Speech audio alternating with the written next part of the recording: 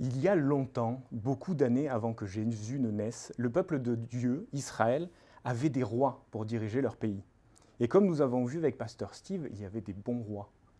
Ils aimaient Dieu et obéissaient à ses commandements. Mais certains rois étaient mauvais.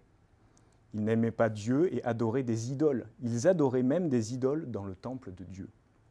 Et un très méchant roi, Amon, était roi de Juda, mais il fut tué. Et à l'époque, son fils n'avait que 8 ans. Et son fils, c'était Josias. Et il était amené à devenir roi. Est-ce que vous vous imaginez un président ou un roi qui a 8 ans? Est-ce que vous vous imaginez? Donc Josias n'avait que 8 ans quand il fut couronné roi.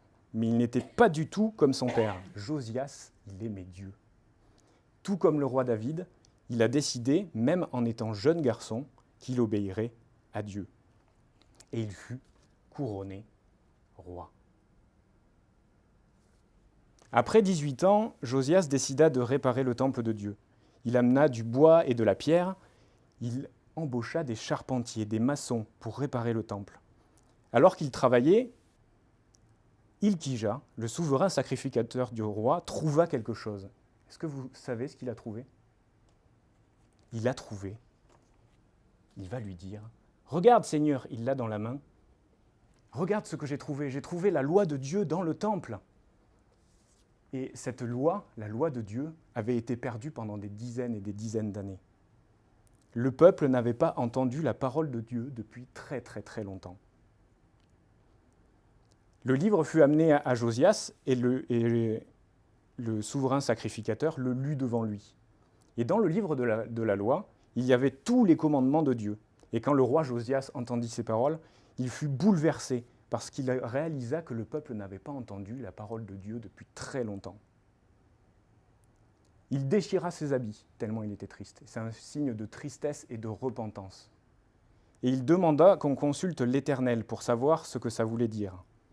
Donc, Hilkija alla voir la prophétesse Hulda, qui lui annonça « Le Seigneur dit » de dire au roi qu'il apportera un désastre sur ce lieu et sur ses habitants. Ils ont abandonné Dieu et ils l'ont mis en colère en adorant des idoles. Dieu les punira pour leur désobéissance, mais Dieu dit aussi au roi que David a vu sa repentance.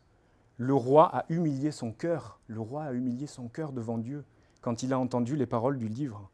Parce que le roi a pleuré devant Dieu, Dieu a entendu cela aussi. Le roi mourra en paix, il n'aura pas à voir le malheur que Dieu apportera à cet endroit. Après ceci, le roi Josias rassembla devant lui tout le peuple dans le temple. Ils écoutèrent Josias, qui lut le livre à tout le peuple. Josias, ainsi que tout le peuple, firent la promesse d'obéir à Dieu et de l'aimer plus que toute autre chose, comme le premier commandement.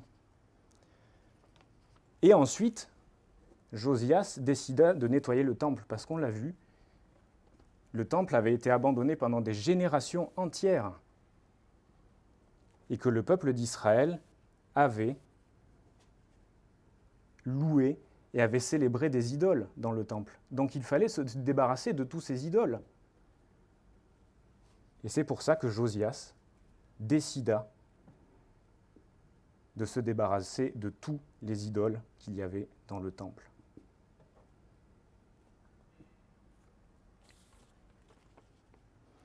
La Bible nous dit qu'avant Josias, il n'y eut aucun roi qui, comme lui, revienne à l'Éternel de tout son cœur, de toute son âme et de toute sa force, en se conformant à toute la loi de Moïse, toute la loi. Et après lui, il n'en a pas paru de semblable. Est-ce que vous savez qu'on n'est jamais trop jeune pour aimer Dieu? Est-ce que vous le savez, ça? Et aimer Dieu en plus de tout son cœur. De tout son cœur. Et quand Josias a entendu la parole de Dieu, il a obéi à ses commandements. Et nous avons la parole de Dieu, nous avons toute sa Bible. Alors c'est important de la lire et de la suivre. C'est un privilège. Et on va terminer par ce verset.